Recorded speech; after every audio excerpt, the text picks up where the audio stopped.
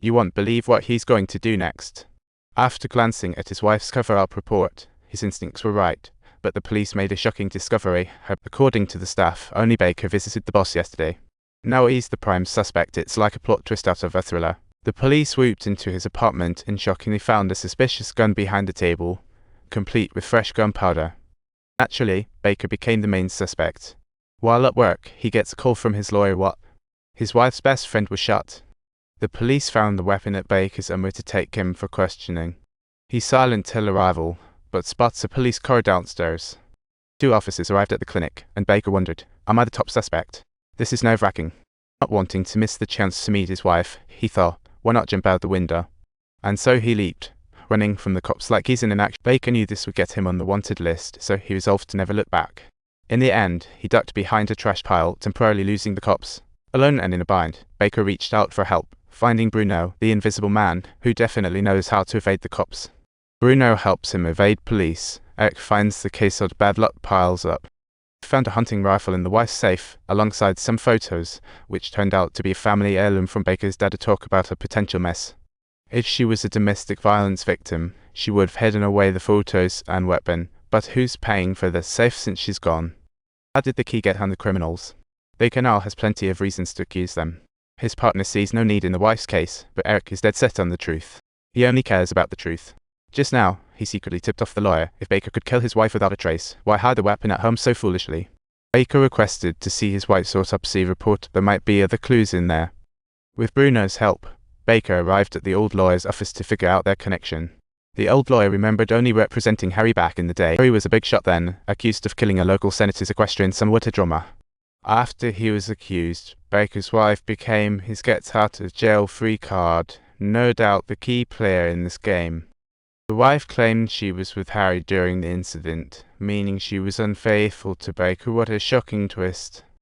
After all, she had been secretly seeing Harry for 2 months prior. Where could the truth be hiding? Determined to get to the bottom of things, Bruno went to confront Harry, and they ended up brawling instead of chatting. Harry secretly admitted his tie with his wife, but Baker proved she was away for 2 months. Grabbing Harry by the collar, Baker threateningly warned, if you don't come clean, he'll overturn your alibi and pin the murder of Neville on you. Harry insisted he didn't kill anyone and had no witnesses that night. It was Baker's wife who voluntarily offered to vouch for him. Talk about the tough break. In truth, Baker's wife wasn't even out of town. She just lied to test Harry. But why was she being so secretive? Arriving at the park as arranged, Baker scanned the area, unaware he was being tracked by mysterious figures. Before long, a familiar figure appeared. It was his wife, quietly watching him. The complexity of their relationship was quite the nail-biter. As she moved to approach, she spotted an enemy watching and left in tears. Baker sensed it, turned, and saw her silhouette. 8 years of torment culminated in that moment. As the enemy noticed their movements, the leader shouted for them to grab Baker first. They tied Baker to the car and interrogated him about his wife's whereabouts, not realizing their actions just handed over their target. Luckily, Bruno and his brother arrived just in time and shot one of the kidnappers to force their hand. The other abductors saw this and complied. She tried to sniff out the mastermind's identity, but the female assassin remained silent, coolly exiting the vehicle. Baker managed to escape safely, while the female assassin fell in a pool of blood, prompting Bruno to make a hasty exit out of the country. Baker was left to fight alone again. His top priority was to clear his name. Meanwhile, his lawyer received a call from him. Baker insisted he had an alibi for the night of his friend's murder. He was at an internet cafe, and the owner plus the surveillance footage could back him. His lawyer immediately moved to dismiss the charges, asserting the weapon had to be someone else's frame-up. The lawyer, gripping the call like it was a hot potato, trusted everything would be handled. Finally, Baker met his sister, uncovering a shocking truth. Turns out, those photos were taken by his sister, and his wife's injuries weren't from an accident, but from Neville's insane beating, yet she refused to disclose why or call the cops. His sister even made her promise to keep it secret, leaving Baker bewildered once more. Meanwhile, Eric and his partner arrived, and Eric had just received his wife's report showed the deceased had been an upstanding citizen, but the height and weight did not match Baker's wife, proving that the original dead woman wasn't her.